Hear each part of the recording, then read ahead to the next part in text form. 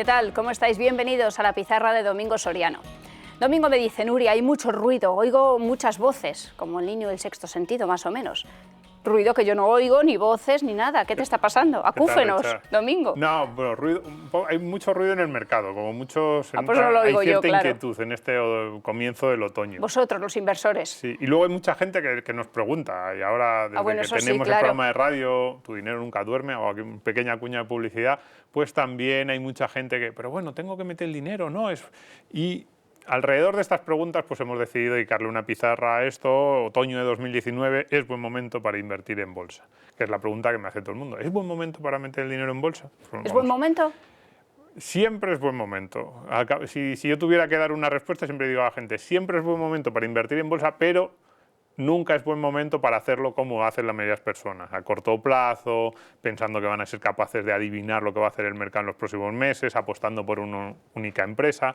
Hemos dedicado alguna pizarra y siempre hemos dicho lo mismo: largo plazo, diversificado y sabiendo lo que haces, o al menos buscando a alguien que te pueda echar una mano. Pero vamos a adentrarnos un poco en lo que es la situación actual y alguna pista. Vamos a dar una pista de cuál es mi sensación respecto a lo que ahora mismo está pasando en los mercados y a todo ese ruido que se oye en las páginas especializadas y entre los inversores. Vale. ¿Qué es invertir en bolsa, no? Primero de bolsa, ¿qué es? Sí, y porque ahora mismo, claro, hay mucha gente que puede decir, ¿es buen momento? Pues depende. ¿O qué ha ocurrido en los últimos 10 años? Pues depende de lo que hayas hecho.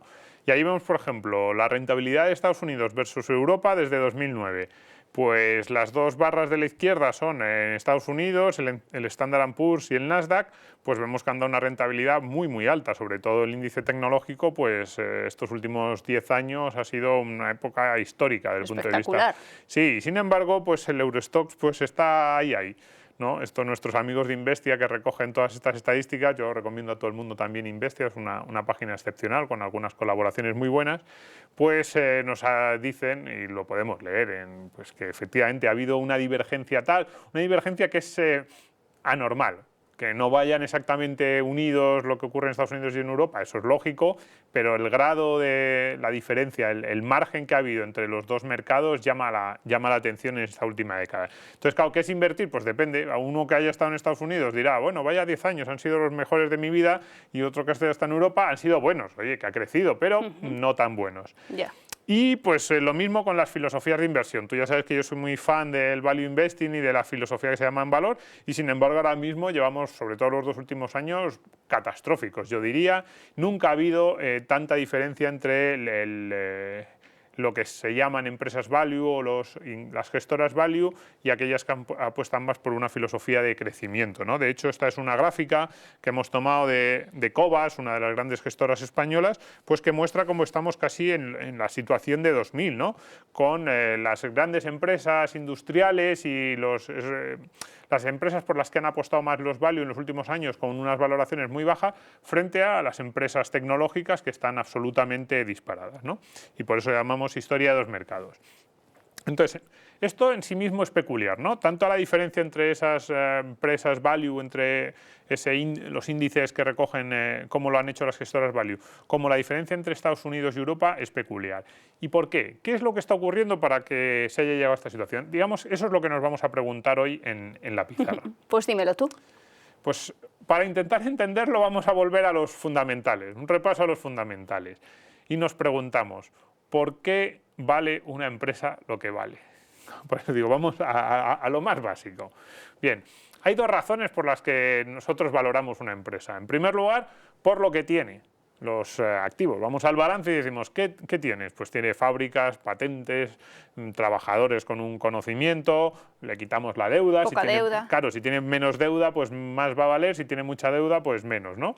Y al final, eso es lo que tiene la empresa, que depende fundamentalmente de la capacidad que haya sido en el pasado de generar beneficios. Pero lo que haya hecho en el pasado desde el punto de vista de generar beneficios no nos dice nada respecto a lo que vale actualmente. Es, ¿qué tiene? Que eso sí, claro, lo que tiene depende de lo que haya hecho en años anteriores, y qué va a generar en los próximos años, a futuro. Ya digo, los beneficios del pasado en realidad nos sirven como nos pueden servir como aproximación. Decimos, hombre, si una empresa va creciendo año a año un 10%, un 10%, un 10%. Es un patrón. Claro, ahora mismo tiene unos beneficios anuales de 1.000 millones de euros, pues yo puedo estimar que el año que viene estará alrededor de 1.100. Pero es una estimación, digamos, no es con una seguridad, bueno, pues en función de quién haga ese cálculo, ¿no? Entonces, las dos cosas, lo que ha sido capaz de acumular, los activos en su poder, y la estimación que nosotros hagamos de su capacidad para generar beneficios en el futuro, o en el caso de en la bolsa, la estimación que hace el mercado de su capacidad de generar beneficios para el futuro, se suman las dos cosas y nos da lo que vale una empresa, la capitalización bursátil. Entonces dices, pero bueno, vale, ya lección de hoy de lo que vale una empresa, bien, pero ahora, ¿qué nos quiere decir eso respecto a la situación de la bolsa actualmente? Pues bien, tenemos estas dos fotos. Vemos aquí un espacio de estos de coworking, así modernos, de los que hay ahora, unos chicos ahí trabajando con sus ordenadores y que puede ser el ejemplo de las nuevas empresas tecnológicas, de esta nueva economía, y un señor aquí en una fábrica de acero, pura y dura, sector industrial. Entonces, ¿qué es lo que está ocurriendo en los últimos 10 o 12 años? Lo que está ocurriendo, y nos hacemos esta pregunta, ¿qué tienen y qué van a generar?, es que el mercado está valorando mucho esta parte, la parte que tienes tú más cerca, de las nuevas empresas, la parte tecnológica, y está infravalorando mucho a estas empresas. Digamos, estas empresas industriales tienen mucho, tienen además activos que se pueden ver. Yo decía el otro día en nuestro programa que es lo más tangible del mundo. Este señor, esta fábrica, esta capacidad productiva. Que me da como más confianza a mí eso, ¿no? Bueno, sí, a mí también. No soy una persona materialista, pero... Tú ya sabes que yo cada vez soy más conservador, ¿no? Pero tienen una capacidad instalada muy importante, bueno. Y sin embargo el mercado está diciendo cuidado porque vamos hacia una economía en la que este tipo de activos incluso pueden acabar siendo una rémora porque te quitan flexibilidad y porque muchas veces ya son tipos de activos pues, que no van a ser tan necesarios. Por ejemplo, las impresoras 3D, mucha economía basada en el conocimiento y no tanto en las cosas físicas. Y entonces se descuenta mucho el valor de esos activos a la hora de decir cuánto vale una empresa, se dice tampoco me interesa tanto lo que llegue a tener. ¿Y qué van a generar? Al contrario, son empresas que a lo mejor han estado generando un flujo de beneficios y sin embargo los inversores están en los últimos años presuponiendo que esos beneficios no se van a poder mantener o van a ir hacia abajo por lo que decíamos antes, porque es un tipo de economía que va a ir a la baja. Y yo creo que esas valoraciones, que quizás en un largo plazo, incluso desde el punto de vista estructural, puedo tener sentido decir este tipo de empresas van a ir perdiendo peso respecto a aquellas, pero se están haciendo unos descuentos, a mí me da la sensación, demasiado agresivos.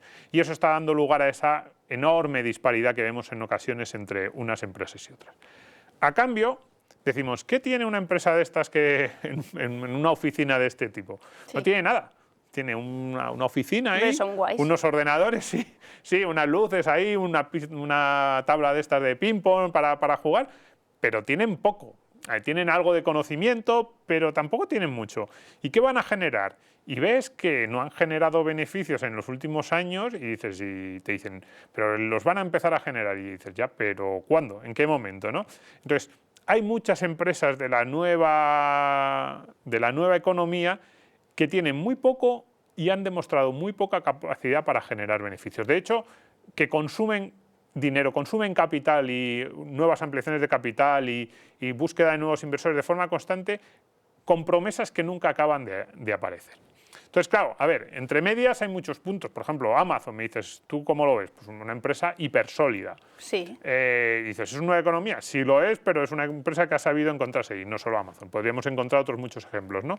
Pero digamos que la diferencia entre cómo el mercado ha dado múltiplos enormes a las empresas de la nueva economía, al mismo tiempo que descontaba con valoraciones muy agresivas, muy rácanas, casi iba a decir, las empresas clásicas, ha hecho que vivamos en un momento peculiar. A mí también me recuerda un poco a lo que pudo ocurrir en el año 99, 2000, una situación en la que algunas empresas, cualquier cosa valía, con que tú te dijeras que eras .com y que dijeras que ibas a arrasar en Internet, y nada valía si se te veía como una empresa más o menos antigua. Entonces, ¿cómo vamos a volver a la normalidad? Bueno, pues eso es un poco lo que vamos a ver ahora. Mucha gente se preguntaba, pero entonces, después de todo esto, ¿es buen momento para invertir o no? Y vemos cuestiones a favor y en contra.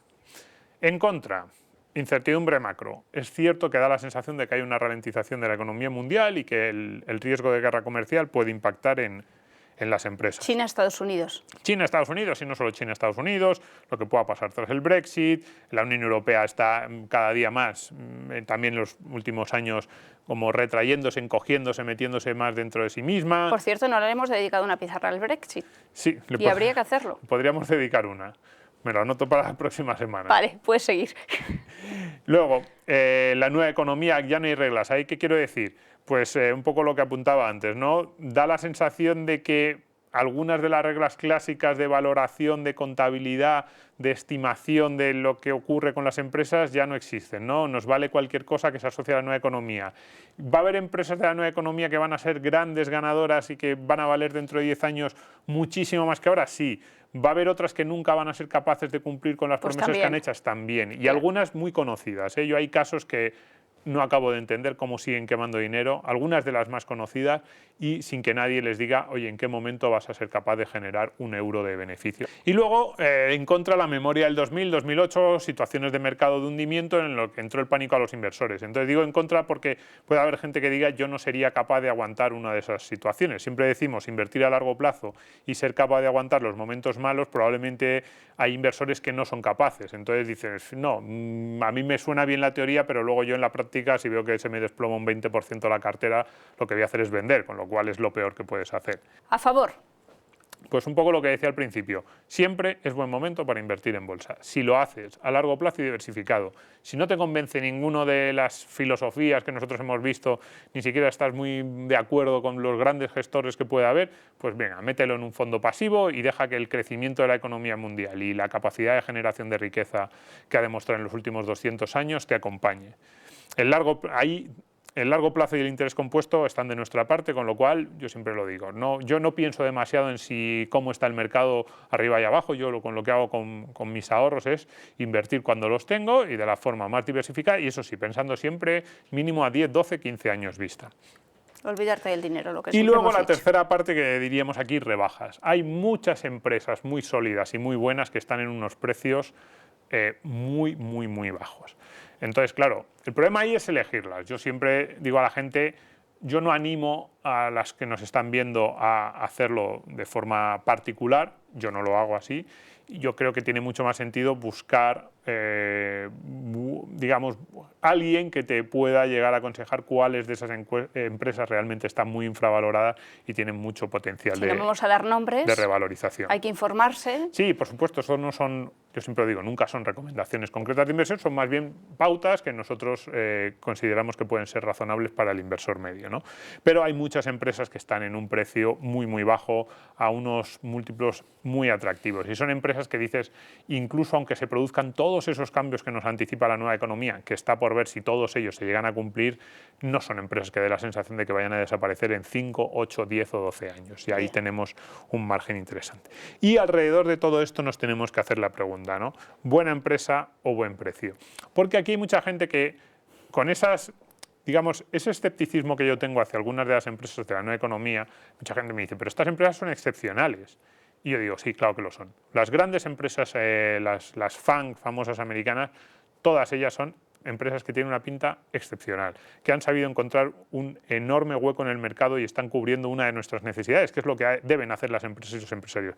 Pero una cosa es que la empresa sea buenísima, que vaya a ser una de las 4 o 5 grandes empresas en los próximos 10 o 15 o 20 años, y otra cosa es que la valoración que tiene ahora mismo, el precio que tiene, esté justificado. Y a mí eso me cuesta verlo en muchísimas de esas grandes empresas.